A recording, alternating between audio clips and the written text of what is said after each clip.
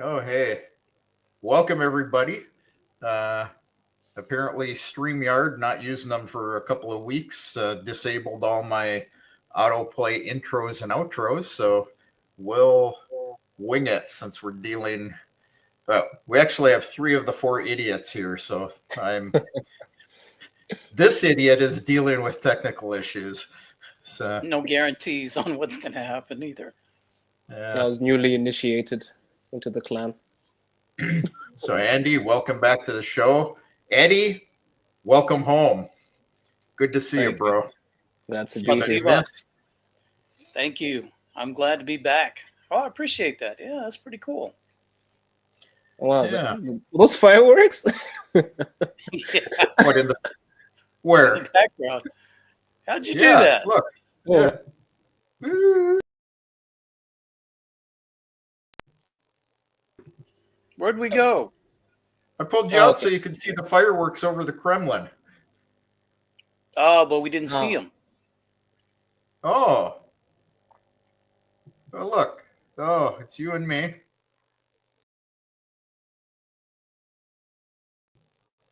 Nope, still didn't see it. Oh, well. Oh, It's well. all right. I It's saw it all over right. me, though. That was cool. That yeah, was like it was in your background or something. It was popping out. Yeah. So, okay. Well, so guys, Emily, hello. Martian, hello. Christopher, the famous Christopher, first guy in the chat today, saying he's looking forward to my analysis, minus the grifters, profiteers, and covert narrative control. Maybe I move to Russia. Please continue my honest work. And I'll point out that if you look at the profile picture, this is the Christopher that often accuses me of profiteering on making money transfers for people, and then accuses me of blocking him from other people's chats when I had nothing to do with it. So I'm just going to call him out on that since he comes in here playing nice to me and I know better. So Christopher, you need to stop that stuff. And there's nothing that goes on around here that I don't know about. So Timothy's asking me, he says he saw the Kremlin fireworks behind Eddie and wants to know if I have such a fabulous view from the window. Maybe he's talking to you, Eddie. Can you see fabulous fireworks over the Kremlin from your window? No, I can't. No, I can't. I'm too far away. Okay. Well, I can't see him from my window either. How about you, Andy? No, I can only see Universität. That's it. Like the okay. big, building there, but that's it. So, what do y'all think of the thumbnail? Putin and Trump doing battle, a samurai and a sensei. Who do you guys think is going to come out on the top of that battle? I have many thoughts on many different levels. I don't know if you want me to start. That's what we're here for. But I'm going to throw this one out there that something really interesting that I read on X today, and that's Marco Rubio talking about that it is unrealistic. And of course, I'm paraphrasing. It's unrealistic to believe that we can live peacefully in a unipolar world. Okay? And that Russia and China are powers that be in the world, and they cannot be denied.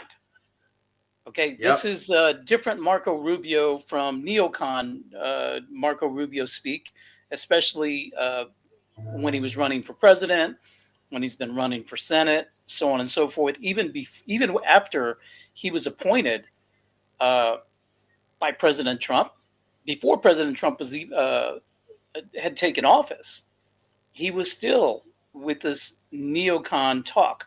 Now, two things come to mind. when he's talking about unipolar world, he's actually talking about the multipolar world. The multipolar world refers to BRICS and the global south. So what has Trump just talked about? BRICS. A day or two ago, he opened his mouth again. He went to social media and said, if 100% BRICS, tariffs. Yeah. if Yeah, so BRICS that's extra tariffs. Yeah. goes for a currency, on and on and on. Now, I go back to my theory about how Trump thinks. And of course, I might be the only one in the entire world that thinks this, but I happen to think, whether he does it strategically or whether he does this subconsciously, he says the most outlandish things about a topic. And then social media comes back with a barrage of corrective narratives of the truth coming out. It just floods it. And you cannot help but notice it. So if you're kind of asleep, if you're kind of not following things, you suddenly have this barrage of BRICS is not about currency. It's not about a single currency between countries. It's about cooperation. It's about trade. And so in national currencies. in national currencies. So when Trump says stupid things like that, I have to think that he does this on purpose to get this information, to get the truth into the common collective, especially on social media, and then for people to consume it. I don't know, but it's very interesting because Trump says something stupid about BRICS a day or two ago, and then we have Marco Rubio coming out saying we can't live, it's unrealistic to live in a unipolar world. Wow. That's big. Yep. Yeah. I agree. You know, that's the thing. Have you ever read what's his book, The Art of the Deal? No, I haven't read that one. Who's the author? Not. Yeah. So it's one of those things where it's his typical technique. Overload people with, stuff, information, and, bunch of outrageous things, propose a million different things so that you can then, squeeze them down for talking points. If you go in and say, this is what I want, it's easy for them to say no. But if you say, I want the world, then, it becomes much easier to negotiate down to what he really wants. So, that's my opinion of it. Yeah, no, I'm pretty sure. Oh, wait, sorry, I interrupted you. What did you want to say? Oh, I was just saying hi to Jay. She was saying hello, everybody. Yeah, I mean, that's a good point because I feel like he understands the process of indirection, where it's like you relay information and you sort of make people scramble and follow a specific viewpoint while you're doing something else. So I just feel like everything that he says and does, it has a hint of cover to it, so that we are sort of sent on this wild goose chase when he has something else in store. But I also think generally with social media, he's pretty good at riling everybody up. So I think it'll be pretty difficult to actually determine who will come ahead or who will come first, because I feel like both of them are pretty polarizing figures. And I think Trump is probably the only person, well, the only president that I've seen in the past few years when other countries actually think twice. They see something and they're like, okay, he said that. He's just joking, right? And then everyone's like, yeah, of course he's joking. But is he joking? Right. So it's one of those, I really understand how he plays with the media and how he uses psychology to sort of mess with us, because he knows what he's saying, he knows what effect it will get, and he also has probably this other underlining quality behind it. And we think we know what he's onto or what he's up to, but then I'm sure he has like something else hidden beneath the shade or the trees or wherever he's choosing to hide his actual motives. So I feel like it's pretty tough because I have never really seen a president in the past few years, Biden, Obama. I haven't seen a president that kind of kept everybody on their toes like this, because we don't really know what he's up to and we don't know what to expect. So I think it's going to be an interesting butt of heads in the coming years. But I think Putin is he's definitely a good contender for this, because I think he's also pretty witty. He knows what he's doing, and he's extremely patient. I think one of the most patient presidents I've ever seen, to be honest. So I think it's going to be an interesting one. Igor, здравствуйте. Yeah, the thing is, when you think about Zelensky, and, since I'm in the Russian Federation, I have to put the little asterisk and say, viewed as an illegitimate president in the Russian Federation, just to keep us legal. When you think about Zelensky, he's already said Trump's proposals aren't acceptable. He wants to be in NATO. He wants to be in the European Union. Nobody's allowed to negotiate except him with Russia. He did change about a week ago his law, or changed the definition of it. He says that law means that nobody but me is allowed to negotiate with Russia.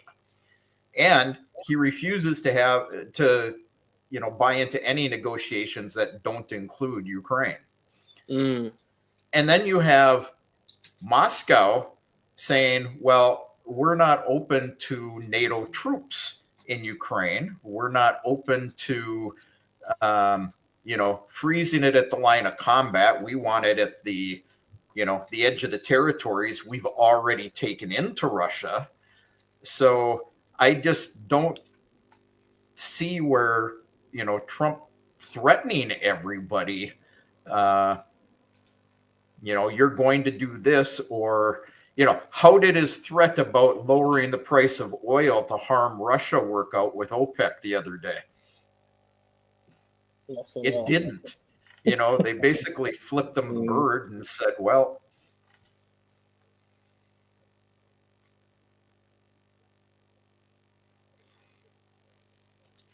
ooh, it got quiet. What happened? I don't know.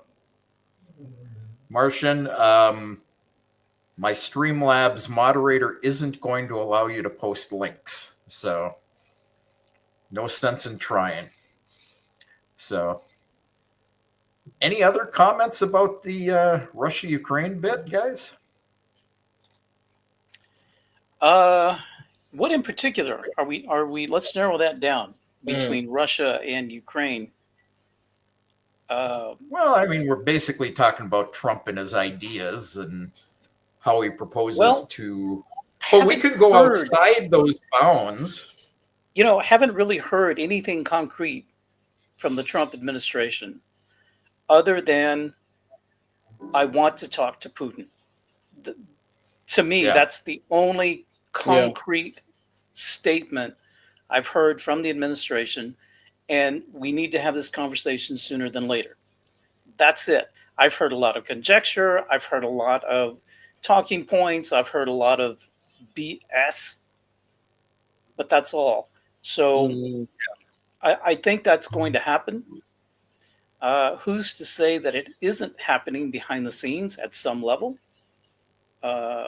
Maybe at State Department level and Ministry of Foreign Affairs level. But I did see a report yesterday that said Trump had already spoken to Putin, but I think that was fake news. That's not legit, I don't think. Could have been, could have not have been. I believe that there was probably a lot of let's just we can guess, right? We can guess. But my guess is there's been communication between Trump even before, during the campaign, and the Kremlin through other channels. Maybe Xi, maybe Orban, just to name a few. Yeah. Modi. Yeah. Martian says he wasn't posting links. The moderator is acting odd.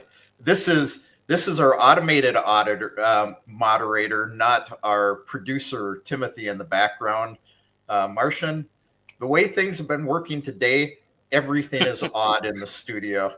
But things in this studio are much better than the other two studios I've tried over the last 2 weeks. I also want to take a second to welcome our viewers over on RooTube. We got Loud and Quiet is back. He comes every week now that I'm streaming. And Yvonne has a question related to Trump. So he wants to know, he's Danish, and he's interested in what we think the deal is with Trump and Greenland.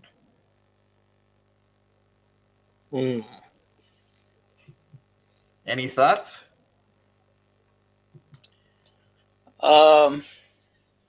Not an educated thought at all, because I don't think anyone was prepared for that conversation. I mean, no one has thought of Greenland since we opened a geography book back in school, just to find out. Oh, okay, here's a huge landmass full of ice.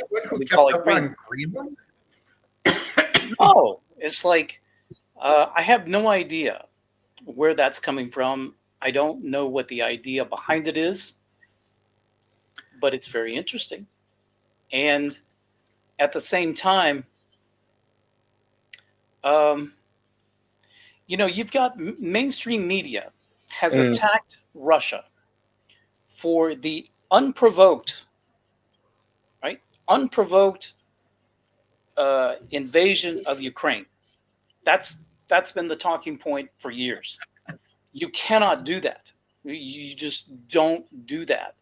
Here we have sitting president of the United States, just days old. I think it was probably on day one. And he says, I think I want Greenland.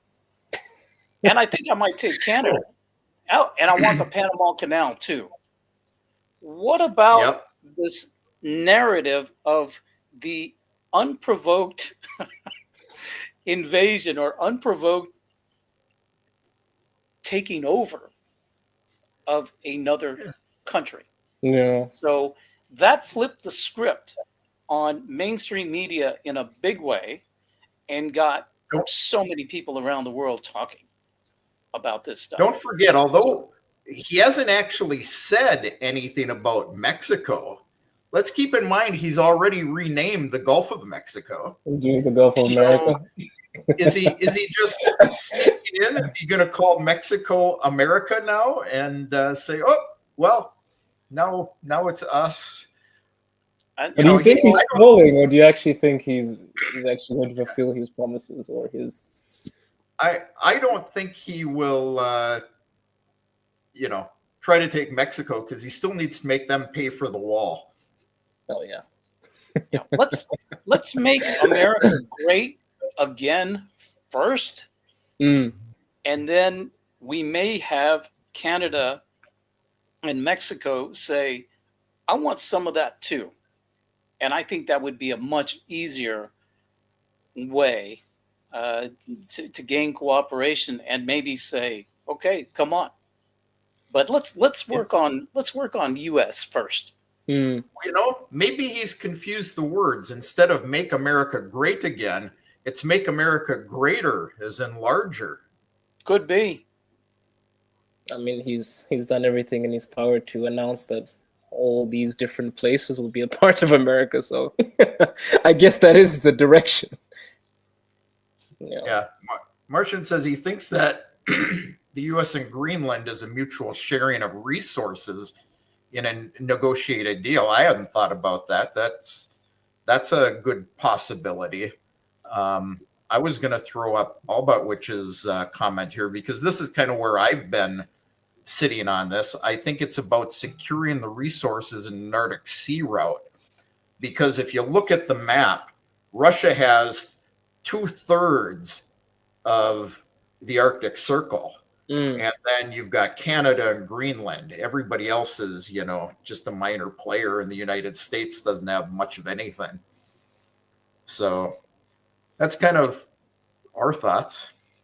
I mean, I think it would be, if it is something that he wants to follow through with, the region has rare minerals that we use, well, not we use, but could be used for military equipment, etc. So I guess it would be a very strategic move.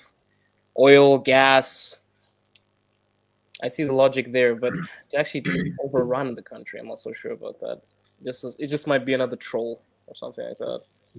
But I see why, because if you have all these rare materials and all these things that you can use to make more military equipment, I would see the reason. Of course, also I think it could help them manufacture a new missile, because apparently Russia stole the plans for the Oreshnik, so they can come up with some new weaponry, so to speak. Well, they've got a lot of resources. I'm going to throw this up here for a minute. My brother's keeper says, here's the thing with Greenland, the canal, Ukraine, Taiwan, Chinese bullying, well, the Chinese bullying all its neighbors. I don't see the Chinese bullying its neighbors. Taiwan, even in the eyes of the United States, legally is part of China. But yeah, there's global positioning for power. And to say the war is more likely when the U.S. is weak. Yeah, I can see that. And the U.S. is weak at the moment. But, if he wants to start wars because he thinks America is weak, he needs to focus on China and Russia and leave his neighbors out of it. I had this discussion on Maverick News the other night with Rick Walker. And, Canada has been friends with the United States for hundreds of years. And, they've cooperated. Anytime the United States has wanted something, all they had to do was ask Canada, and Canada goes, oh, yeah, hey, Hoser, no problem. And, so why is he bullying Canada? Those Canadians have had it too good for far too long. Who knows? But guys, I want to revisit this Marco Rubio post again, because I'm on X, and I'm reading deeper into his comments, and of course I don't know how to stream this onto StreamYard, but I'm just going to quote, this is Marco Rubio talking. It's not normal for the world to simply have a unipolar power. That was an anomaly. That was a product of the end of the Cold War. But eventually, you're going to return back to having a multipolar world. We face that now with China and to some extent, Russia. Wow. To me, this is huge, because this signals real diplomacy. That's the first diplomatic thing I've heard come out of Marco Rubio, I think, since he took office.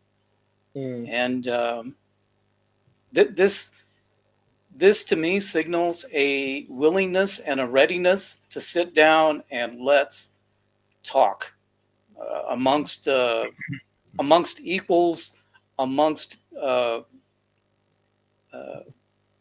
friends, so to speak. You don't talk to your enemies that way, so very interesting. I'm adding a comment over in the studio from one of the Rumble guys, just so I can, or RooTube guys, so I can put it on the screen. You don't want to offend any Americans, but the last presidents of the U.S. look like the president from Idiocracy's movie. You know, my wife says this all the time.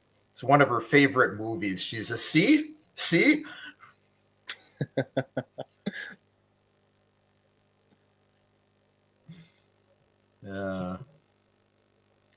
Okay. Well, hey, how about TikTok? What do you guys think about TikTok? I mean, that's a real strange one with Trump. When he was president last time, he talked about banning them. Mm-hmm. And then he joined TikTok and started putting out videos on TikTok. It helped him with the campaign. Now, yeah, Biden banned it. Trump unbanned it for 75 days. And now we have Microsoft, all these guys that were around Trump at the inauguration.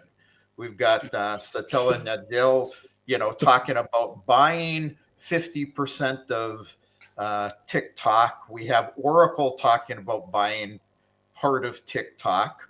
We've got Elon Musk today on X saying that it's a violation of free speech. He doesn't support banning them, even though it would be good for his platform. And we've got Tucker Carlson going on about, you know, the more political end of the government, the US government trying to censor Americans, much like he's done with Russia. What are your thoughts around TikTok?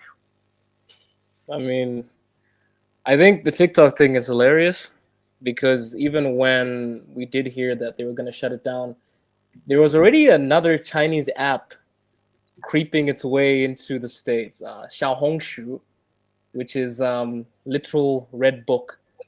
And what's funny about that app is it has investors from some of the biggest Chinese companies in China. It has investors from Tencent, Alibaba, Buyu Capital. It's basically like a clone of TikTok. And it has all of these other things involved, like how to book a hotel and extra things on it. But I saw that they had this campaign where they got all these Americans to make videos for the app. So on some of the VPNs that we get, you can actually see some of these adverts. Even Kylian Mbappe was on that as well, advertising this Little Red Book application. So Yeah. I think the TikTok thing is funny because I feel like it also comes in different forms. I mean, they can get rid of it, but then unfortunately, I guess the convenience and the algorithms that China has, people find it to be interesting and alluring. So there's always another application that just pops up. And I checked out Xiaohongshu because a few years ago when I was in China, it wasn't so impressive. It was more of like the app you use to find things, find a meal, find these other things. But then it's interesting because of some of the investors that invested in Xiaohongshu recently are some of the investors that invested in TikTok. So, I mean, if TikTok really is this demonic application that is going to take over the States, I feel like TikTok in its own, well, TikTok on its own is probably not that deadly if there are other apps that you can just create or bring in that can do the exact same thing. But in terms of Trump, I think he probably saw that the application helped him a lot when it came to getting into office. Yeah. So I think that's why he's kind of backtracking. But I don't know. I've never really hopped on TikTok. I've hopped onto the Chinese version, which is Douyin. And I saw how effective the algorithm is. It basically feeds you everything you want to see. It's like YouTube on steroids, basically. So I'm sure he probably backtracked because I guess if you're trying to push something or you're trying to push a certain agenda, TikTok is the best place. So I personally think this whole TikTok, China is spying on us. All of this is hypocrisy to the max. Have we forgotten? Edward Snowden is in Moscow, Russia. living here for 12 years now, because he technically broke the law in the United States and revealed that the United States government is spying on its own citizens. Doing what they accused China of doing? So when we clear that up and we free Ed Snowden and allow him to return back to the United States and travel freely and all this, get the out of here with TikTok and any other application that you say that another country is spying on Americans. I simply don't care, because our own government does it. Meta does it. Okay? Facebook and Instagram. We all know. Okay? So, yeah. How many times has Facebook sold their customers' data? Hypocrisy to the hilt. Yeah. Yeah. So where do we see something up here about the Australian news? I just wanted to address real quick. So my brother keeper, Australian news, they report Chinese bullying on Australia and the Philippines, attacking neutral ocean routes, island building, border stretching, the Silk Belt Road. So let's keep in mind that this road is actually a road for trade with Europe. So I hate to tell you this, bro. This is what I did for the United States for a living. It's propaganda. And as an ally of the United States, the propaganda computer systems that the United States has developed are also installed in Australia. And they use them for these purposes to keep that Western story going. Are they building islands? Absolutely. But who else is building islands? Let's look at Saudi Arabia. Are they bullying their neighbors by building islands? Nobody talks about them. And the Philippines. The Philippines is a NATO base. It's actually not NATO. It is a NATO base, but it's a United States military base. And again, the United States conducts Defense Department training and operations out of the Philippines in that same area.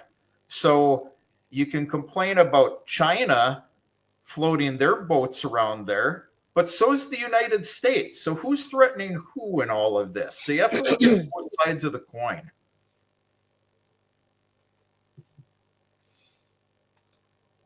So just one of those things that gets me going.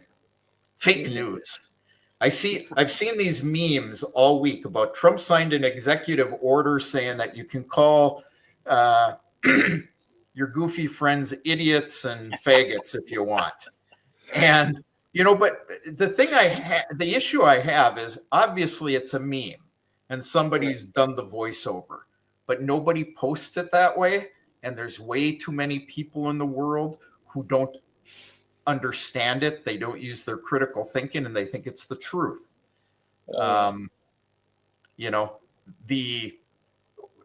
Martian. Okay, well, what's China building them for? Yeah.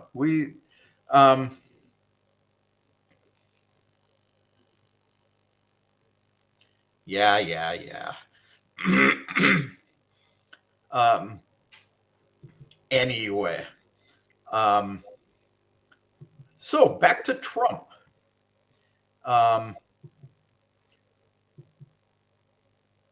We first started out last week with Trump offering early retirement packages to employees. Today, I saw that Google offered voluntary exit programs for their hardware and platform employees. You see a trend in this?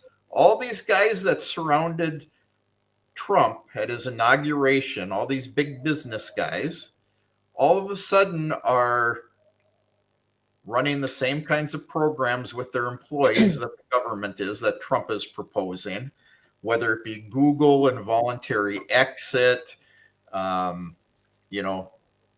Facebook and X and not, fact checking things anymore. You see any similarities in all this stuff? Sounds like businesses trying to save money. You think? I mean, on the surface, there could be other deeper reasons for it, especially with the government. I'm sure there are. But if you're trying, I mean, the first reason you want to lay off or even do severance packages is to save money in the long run. Yeah. So to And me, get, this and is get the remaining guys to do twice the work. Exactly. Yeah. So what does this say about the economy? Yeah. Economy's in bad shape. Well, was it Trump that made this statement yesterday or one of his administration? No, it was one of the Republicans in Congress. I watched so many things over the last 2 days, I don't remember who said what anymore.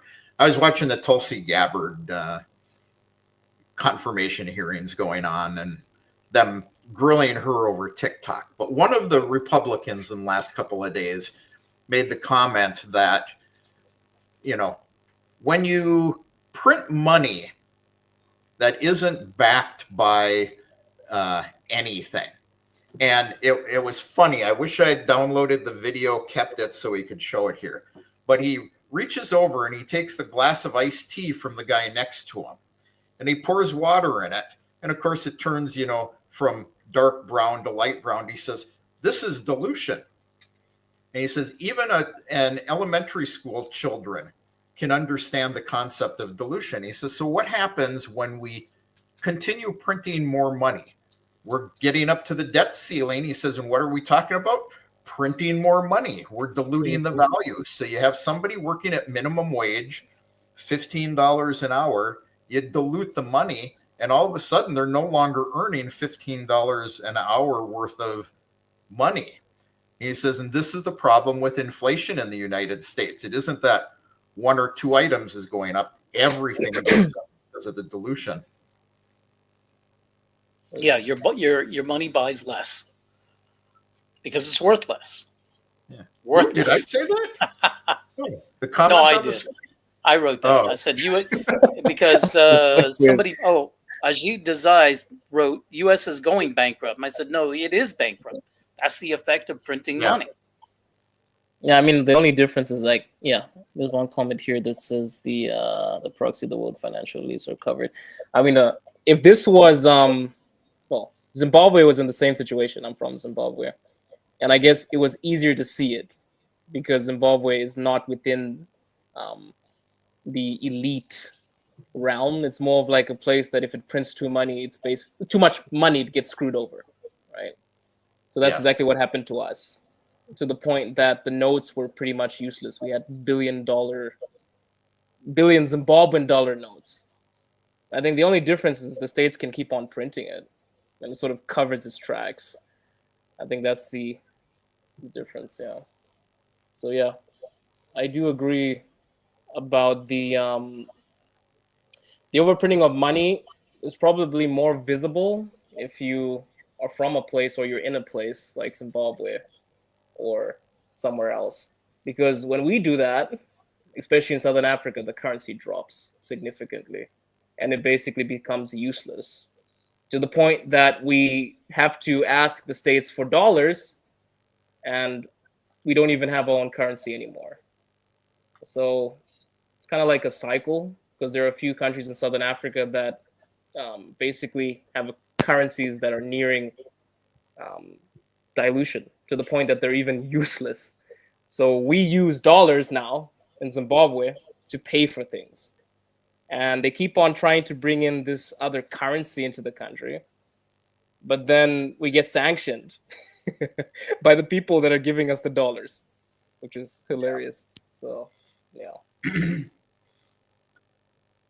So I'm guessing Timothy really wants me to put this comment up because I've been unstarring things that I'm not going to go back and revisit. But Snowden is a hero. It's not Democrats versus Republicans, U.S. versus Russia and China. I agree with all these statements to a certain amount. realistically, Snowden told the truth. But on the other hand, he realistically broke the law. So, I could tell you some things that would be the God honest truth. I tell a lot of things I am really skirting the issue on and not necessarily telling the whole truth on. Because if I told the whole truth, I would be breaking the law. Now, I'm a Russian citizen, so I don't have to worry about it as much. But if I ever want to go back to the United States, I have to walk that line too. So, you know, Snowden is a good guy. He's a good family man. I think Trump should pardon him. But, realistically, if I start spewing Russian state secrets, I'm going to spend some time in prison too, whether I'm telling the truth or not. Guys have comments on that? Especially Eddie as former law enforcement. Yeah, they're just because well, let's just say this. There may be a law on the books, but it doesn't serve the purpose of the law. The purpose of law is to protect the innocent from oppression or harm or physical violence, force. Okay, if we're talking about criminal law, and there are some laws that actually don't serve that purpose anymore because of what was uncovered by it. And I think Ed Snowden is a case for that. He did break the letter of the law, but he upheld the spirit of the Constitution to protect and defend. He did what he thought he needed to do to protect American citizens from a government that had gone too far. And so, yes, he broke the letter of the law, but is the spirit of that law really, does justice serve it? I don't think so. So that's my personal experience. Yeah. I think we could say the same thing about Julian Assange. Did Absolutely. he break the letter of the law? Absolutely. But, in both cases, they took the letter of the law and then they twisted it to fit the narrative they wanted. Yeah. Scott Ritter, same situation. The United States is real good. And if they can't find a law that you've technically broken, all of a sudden you're guilty of collusion, Conspiracy. Which there's no defense. Yeah. Or conspiracy. Yeah. Maria Butina. No proof, no broken laws, but hey, you conspired. By paying for an airplane ticket for a friend who just happened to be a member of the Russian government, a low-level member of the Russian government, to fly to the United States to visit. That was her sole crime and what she spent 15 months in jail for. That is crazy. Yeah. So I wanted to touch on this one real lightly. We don't tend to have snowflakes on our streams, but again, I saw him today. I was talking to Eddie the other day about this. Our local Daria. People who don't know, Daria is like Home Depot in the United States. It's called Daria over in Russia. It's all your building materials, things like that. And I was there the other day to buy Penaplex. It's a foam insulation that goes on the outside of a house to insulate it before you put the facade on. And they store it up on a second level with a ladder going up to it. And I've known this guy for about 5 years, ever since we started our construction. He was sent to the front. He was shot severely in the leg. He was patched up by the medics in the field, sent back here to Crimea, and recovered in the hospital for a couple of weeks. And they released him and said, see you later. He walks with a severe limp now, but, doesn't complain about it, has no complaints about having served and been wounded, no complaints about the medical care he got, the fact that he now walks with this, a real severe limp. It drags his leg when he walks. But he went up that ladder, got these big bundles of this, foam material, tosses them down, loads them in my car. And I said, I'll load them. No, you're a customer. It's not your job to load them. And I saw him again today. And same thing. He's over, loading, here in Russia, we're real big on these steel 2x4s for doing drywall. And he's loading them up. No complaints or anything. It's just made me think of a carpenter that I have. Different situation, World War II, lost his shoulder, and works with one hand with big band saws and planers and everything, one hand, and the guy's a master with wood. I mean, he's built us tables. I've seen him redo doors for like the palace. Real skilled guy, one arm, no complaints. And, it's amazing that these guys go, they serve their country, they see it as an honor, they come back, they don't complain about being wounded. And rather than, saying, oh, well, gee, Mr. Putin, give me some benefits, they just go back to work. I mean, there's no VA here that they can go and complain to? And no. I mean, I'm not saying that they're not. How should I put this? We've got here in our flat, have I guess like a little concierge window at the front. Guy takes care of the flat, watches security, on and on. Yeah. This guy here served in Wagner, and then from Wagner went to regular army, served at the front, wounded, again, in the leg as well, shrapnel. He was honorably discharged from the military and is now working here at our flat. Doesn't complain, is proud of his service, is proud to be Russian, doesn't complain. He just doesn't complain at all. Yeah. And, I salute him. I've told him, I was like, hey, man, thank you for your service. I said, this is something we say in America to our servicemen and women.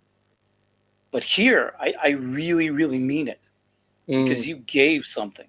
You gave something up for that. But yeah, I've seen that too. Yep. Yeah, I haven't personally met any Russian veterans, but I think generally the Russian public has this mindset. I learned about this in my Russian class this morning, when it's just like there's this mentality of doing something regardless if it is difficult, but it must be done. You have to. It's more of like where I'm from, we have a saying when we say, oh, to dare is to do. But in Russia, it's basically like die, but do. So you move forward and you do what is necessary. And I think that's why a lot of people here are pretty tough. And they're not as weak or as sensitive as people from my country or from other sections of the world. I think generally the people have had it pretty tough, and They kind of know why they're doing something, and they just get it done.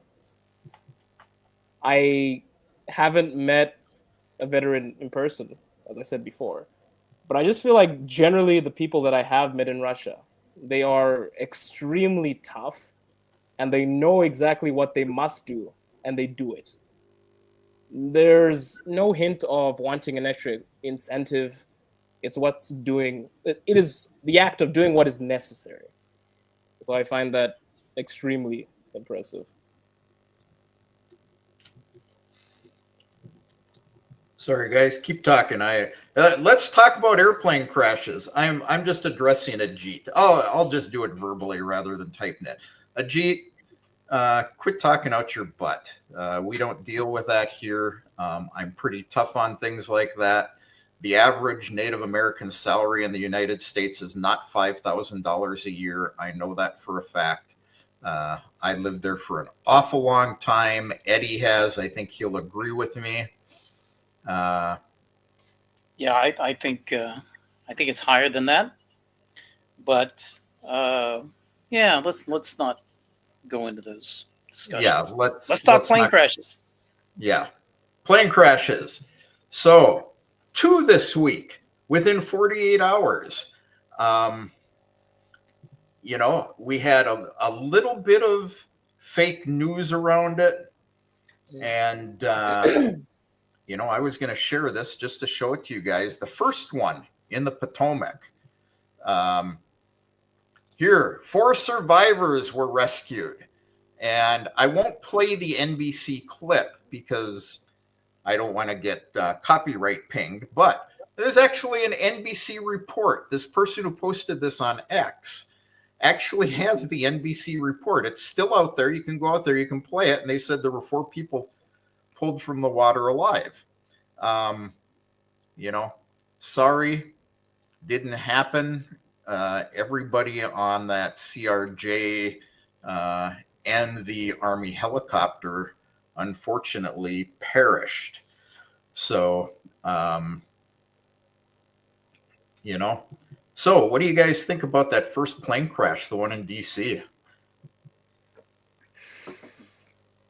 First of all, very tragic, and very, very sad. I was actually traveling in the air when this occurred.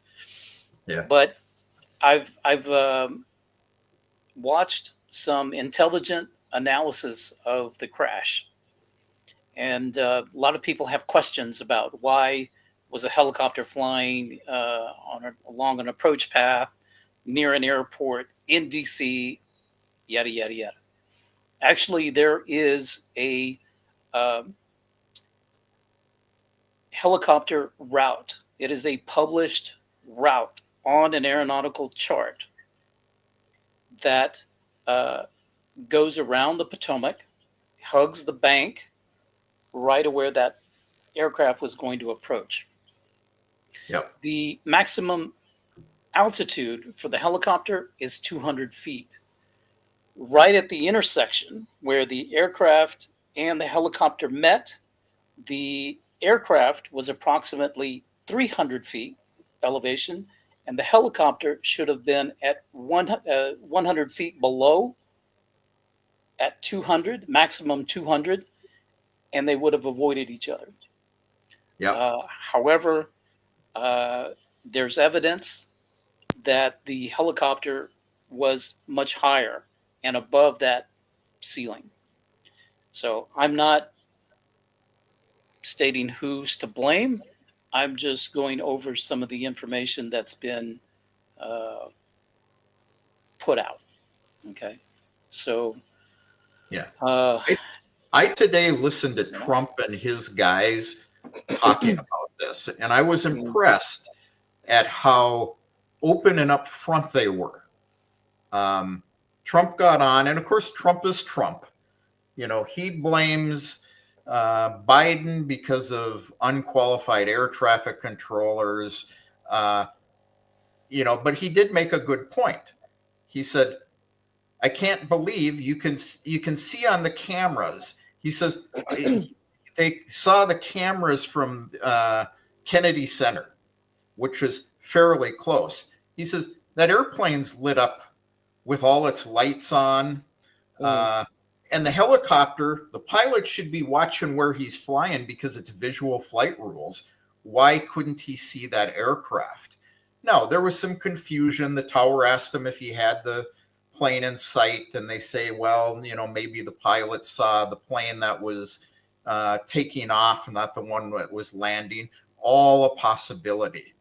But the question I had was the same one that Trump made the statement. Then his new head of the National Transportation and Department of Defense both said the same thing, is there was something wrong where that pilot was where he didn't belong, because he actually wasn't, he was off course from the, he was off course as well as the height. And higher than the published maximum altitude. Yeah. And they apparently are taking no prisoners on this in their investigation. But that was the question I had, is how did the helicopter pilot not see, you know, as a captain, a drill sergeant, and I don't remember the rank of the other guy. But how did the pilot not see this plane in front of him? Supposedly they were wearing night vision. That it was to me, this boggles my mind. If you're going to train with night vision, which obviously you're training for times when you're going to be operating in combat situation, why would you do that when you're just like en route from one airport to another? In a lit up let's city. practice this in a simulation of a battlefield simulation. Okay, I don't write the rules. I don't, you know, I'm just saying. But when you wear night vision, I'm told that you don't have a lot of peripheral vision. So it's only what you see in front, unless you move your head and you scan. To me, if I'm flying in DC at night, I want maximum visibility. So your head's on a swivel and there's no night vision. And then the controller did tell the helicopter, you have traffic. The CRJ is approaching the runway. Do you have visual? And the pilot said, yes, I see that aircraft. And then the pilot asked for visual rules, which took on the entire blame, not the entire blame, but the entire responsibility for avoiding colliding with that airplane. The pilot took it completely because, as he said, I see it, I can avoid it. Yeah. But he may have seen a different aircraft, or who knows what that situation is. But all of the rules, as far as like from what I've been able to ascertain, is air traffic control did their job. Helicopter pilot said the right things to the controller, and the controller said, okay, this is your deal. And they hit. Yeah, because the audio files are online. They were clearly warned about the situation, but then they proceeded. So I don't understand how the collision happened. Because I'm reading here, there's an audio that has been posted now between the air controller seemingly directing the helicopter to avoid the plane. But there was still a collision. How does that happen if you are given a heads up? Well, let's keep in mind that they're also saying there was only one controller working in the tower, and there were supposed to be two. So he was shorthanded. He was doing two people's job. So this is kind of the pilot Swiss cheese model they talk about. You know, you got a block of Swiss cheese and it's got holes in it. And these holes are individual failures in the system and the aircraft, whatever. So you get one and you fly through that hole, and the goal is to not get to the other side of the block of cheese, or you have a catastrophic failure. And this is probably multiple issues. The pilot, they're required in that corridor to fly by visual flight rules. So that, to me, I have to agree with Eddie. He shouldn't have been wearing night vision at that point on that route. They actually fly Air Force One out of the military base these guys came out of. They've got 2 military bases right there. One comes down one branch of the Potomac and one comes down the other. So visual flight rules means that he's responsible to see what's in front of him. Now, from the audio that was released, the tower wasn't specific enough about which aircraft he was referring to. He could have said, you have this CRJ in sight, and the pilot sees the plane that's taking off, and he says, yeah, I see it over there. And yet the landing plane is over on the other side coming in. So he needed to be a little more specific as well. I think it's multiple holes in the cheese, and they just happen to get all the way through the block of cheese. Yeah, just multiple mistakes. Yeah, I do. I know. Yeah. Yeah. Jam is actually a pilot. So.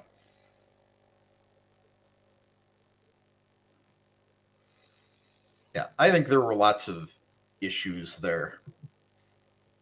So. Yeah, but we'll wait. But I am so far impressed with DOT and Hexeth comments about getting to the bottom of this, and that there will be transparency, and let the chips fall where they may fall. Yep. And this is why I started out with this report from NBC that they pulled survivors out. Because this is a case where somebody wanted to get out ahead of the story and talked about something that they had no clue about what was going on. So until we get the facts, we don't really know. We can speculate, but that's all we're doing. And keep in mind, speculation is just guessing. Some of us more educated than others on such matters. But we follow it up 48 hours with a Learjet crash in Philly. And that was actually an air ambulance that was taking off. They made it up to about 1,600 feet, and all contact was lost with the pilot at that point. And you can see that thing coming down like this. He basically lost lift. We don't know why. Probably won't know why for a while. I saw a news report, and people are talking. They had a guy from Ukraine who thought it was a missile attack by Russia. Always is, I guess. Yeah, in the middle of Philly. So, because that is where Russia would start World War III from, is Philadelphia. Clearly. We're going to take out those Philadelphia beef sandwiches. Again, this is another tragic accident. I believe this air ambulance was actually on a transfer. So there was a patient on board, medical personnel on board. Now, what's interesting, you talk about memes and information and all this stuff going out. So the aircraft is actually registered in Mexico. So this air transport company is registered in Mexico. Yeah. And the registration on the back of the aircraft is X. That's the first digit for Mexico. And I believe it's XC and then AUCI. AUCI. And then I started seeing people on X say, check it out. It's a medical transport, and it's Fauci. Fauci is going down. Yeah. XA. You're right. Yep. Yeah. And I was this is just, And it was incredible. A return flight with a pediatric, a young girl who had been treated in Philadelphia and was being sent home with her mother. Yeah. Wow. So the two of them, two doctors, pilot, co-pilot. And I Yeah. tell you, yeah, those Lear 55s are very common.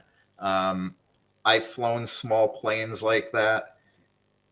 I just had to have had a large angle of attack or something because it was a very, it certainly wasn't engine failure because both engines wouldn't go out and come down that quickly. It would be able to glide. Just something caused that thing to lose lift, in my opinion. And from the video, and of course, I can't prove that the video has not been sped up, but Yeah. it looked like it was coming down at quite a high speed, much faster than. So to me, it indicated that it had power still Mm. as it was coming down. Maybe, maybe not. I don't know, but that's how it appeared. Yeah, it was It coming had down from only 1,600 feet. So, Yeah, it was coming down fast for yeah. 1,600 feet. And it was lit up like a, 4th of July too. Now, was that just its speed and the fact that it had, Well, it's full of fuel. lights on, or yeah? Oh, I see. I was talking about the Mm. explosion at the end. Yeah. Oh, the explosion. Yeah, I mean, that was all over the place, but it had a full load of fuel. That's what I'm saying. It just took off. Mm-hmm. Andy looks confused. I mean, this is not my field of trade, so I'm just like, I totally agree. Yeah. So, but I was just reading the comments. Somebody said it looked like an Oreshnik. Yeah. Yeah. And Jam's talking about Undershenko calling for Putin to be assassinated. We're not going to get into that here. They have their idiots there too. So it'll take $1 off of every croissant in France.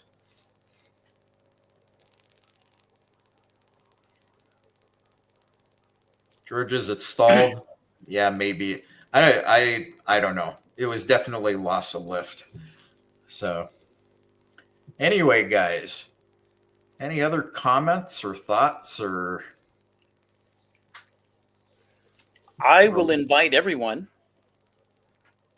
to join a live stream that I'm going to have tomorrow. And I'm going to have Kevin back on there. And why not? AfroLev, would you like to come on to a live stream tomorrow? What time is that one? 8 p.m. 8 p.m. Moscow time. I can try to make it. Yeah. If you're available, I invited our usual idiot, Daniel. We could have a full Daniel house of idiots. Is busy tomorrow night and may not be able to make it. So I don't think he will be on there. So there'll be two of us for sure, unless the third idiot wants to, if Afro wants to be the third idiot. Andy, you're more than welcome. Sure, So I'll just check the schedule. But yeah, I would love to. So Yeah. I just got back from Texas, quite literally, a few days ago, and we're going to talk about that. Yeah. How did you feel not post, but how did you feel flying back to the States and then coming back? Did you feel any different? Did you notice anything different? How did you? We're going to save that for tomorrow, but that's a very good question. Yeah. I will tell you how I feel now. Jet lagged. Bad. Yeah, it's taken a couple of days to get oriented. So I want to address Emily's comment here. Actually, Emily, that's 11 a.m. Central Time. 11 a.m. Well, are you referring to Central U.S. or are you referring Central European time? I think she's Central talking European time? Yeah, which is correct. 2 hours before. Okay.